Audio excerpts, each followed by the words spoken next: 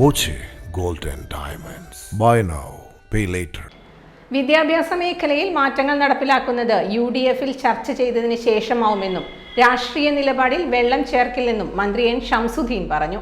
PM Shri പദ്ധതിയിൽ ഒപ്പുവെച്ചത് ശിവൻകുട്ടി വിദ്യാഭ്യാസ മന്ത്രിയായിരിക്കെയാണ്.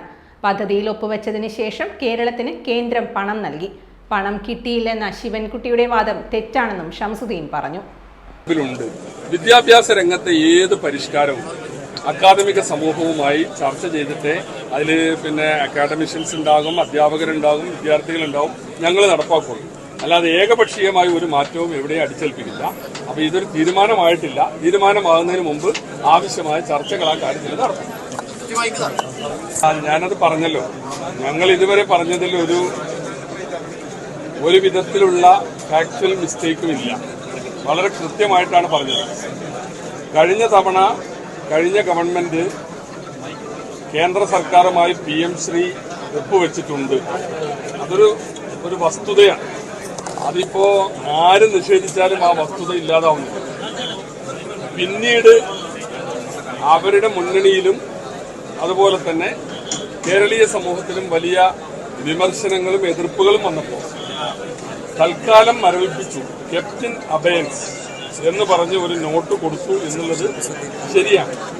അപ്പൊ ഈ വിഷയങ്ങളെല്ലാം ഉണ്ടാക്കി വെച്ചിട്ട് ഇപ്പൊ ഞങ്ങൾ ഇതൊന്നും അറിയില്ല എന്ന് പറയുന്നതിൽ ഒരർത്ഥവുമില്ല. ഞങ്ങൾ എന്താ പറഞ്ഞത്? ഗവൺമെന്റുകൾ തുടർച്ചയാണ്.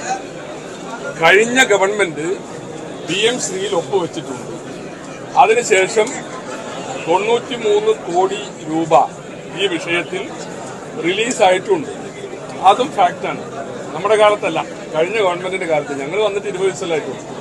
അപ്പൊ ഇതൊക്കെ കഴിഞ്ഞ ഗവൺമെന്റ് ചെയ്തതാണ്. ഞാൻ എന്നോട് ചോദിച്ചപ്പോൾ എന്താ പറഞ്ഞത്? ഇതുമായി ബന്ധപ്പെട്ട വിഷയങ്ങൾ ഞങ്ങൾ പരിശോധിക്കുക. അതിൽ PM ശ്രീയോടുള്ള ഞങ്ങളുടെ നിലപാടിനൊന്നും ഒരു മാറ്റമില്ല. PM ശ്രീയോടുള്ള നിലപാടും നമ്മുടെ രാജ്യത്തെ ഫെഡറൽ സംവിധാനത്തിന് ആഘാതമുണ്ടാക്കുന്ന വിധം കേന്ദ്ര ഗവൺമെന്റ് ഇത്തരം സംഗതികൾക്ക് കണ്ടീഷൻ വെക്കുന്നതിനോട് ഞങ്ങൾക്ക് വളരെ ശക്തമായ വിയോജിപ്പാണ്. അത് അന്നും ഇന്നും അങ്ങനെ തന്നെയാണ്. PM ശ്രീയോട് അന്നും ഇന്നും ഒരേ നിലപാട് തന്നെയാണ്.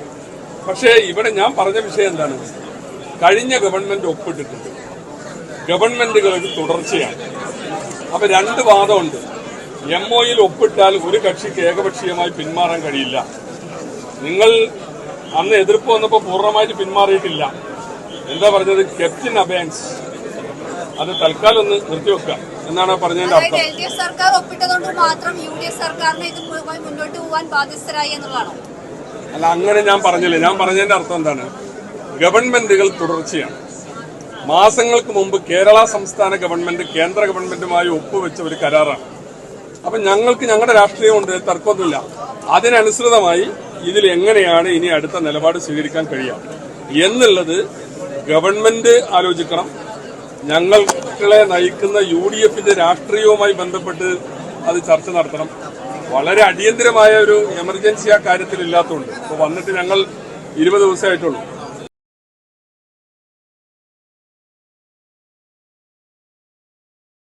Time Kids preschool, Mannannur road, Vaniyamkulam. .view news. കാഴ്ചകളാണ് ലോകം. കണ്ടു തുടങ്ങുക.